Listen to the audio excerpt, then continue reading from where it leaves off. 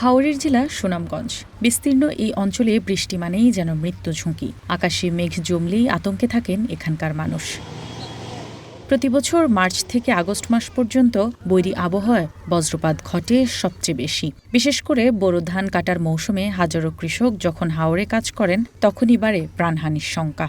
বজ্রপাত থেকে রক্ষায় ২০২৩ সালে দুর্যোগ ব্যবস্থাপনা ও ত্রাণ মন্ত্রণালয় থেকে ৬টি উপজেলায় বসানো হয়েছে ২৪টি বজ্র নিরোধক দণ্ড। কিন্তু বিশাল হাওর এলাকার তুলনায় এর সংখ্যা খুবই কম। জায়গায় জায়গায় ফিলার আছে, ঠাটা ফিলারে ফিরাইতো, কিন্তু ফিলার নাই। ওনে তো মানুষ বাড়াইলে মানুষের বয় করে, মানুষ বাড়াইতে চায় না। ওই বাবা একটা তো উফরে ওড়ি যায়, আলাদা গাতে আইলে আইতে পারতাম না। তুফান আইলে ঠাঠা দিলে আমরা আপনার শরীর সকল যদি এখানে তো লইয়া বই তুফান আইলে যদি বারো দিতে পারি তো জানখান বাঁচলো। গোর যদি পড়ে যায় উফরে তো মরলাই না নি। এটা দাঁড়িয়ে আমরা এ খামসার ভিতরে থাকি। জাল ধরে বাইতাম যাই, অনেক সময় টারা পড়ে, বিশ্রাম টারা পড়ে। এই টারার লাগি আমরা বিপদ সংকেত আছে, আমরা মরণের বই আছে। অনেক সময় গরু বাছুর টারায় মারা গেছে, মানুষও মারা গেছে। সামনে বৈশাখ মাস আসতেছে, ওই সময় ঠাডা থাকলে হাওয়ারের ধান কাটা অসুবিধা হয়। আমরা শ্রমিকরা ধান কাটতে পারি না, বৃষ্টি বাদল হইলে ঠাডা পড়লে বাড়িতে চলে আসা লাগে।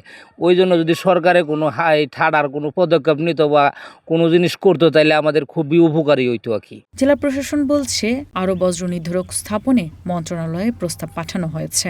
সরকার আমাদের ত্রাণ ও পুনর্বাসন মন্ত্রণালয় জানিয়েছে যাতে এই ধরনের কার্যক্রম বজ্র নিরোধক ব্যবস্থা যে প্রযুক্তি, সেই প্রযুক্তি নিয়ে তা প্রকল্প গ্রহণের বিষয় তাদের কাছে চলমান আছে। তারা এটা হয়তো শীঘ্রই এটা বাস্তবায়ন শুরু করবে।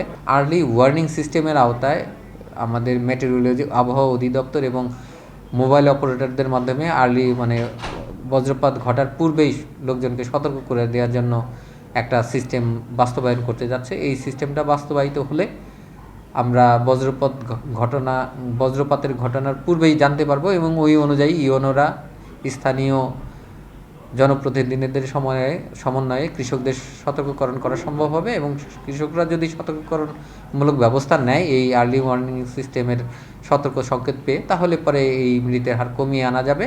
আর ইউনিসেফ এই বজ্র নিরোধক দণ্ড সহ আশ্রয় কেন্দ্র তৈরি করার জন্য আগ্রহ প্রকাশ করেছে। আমি আশা করব হয়তো তারা এই কিছুদিনের মধ্যে এই প্রকল্পটা বাস্তবায়ন করবে।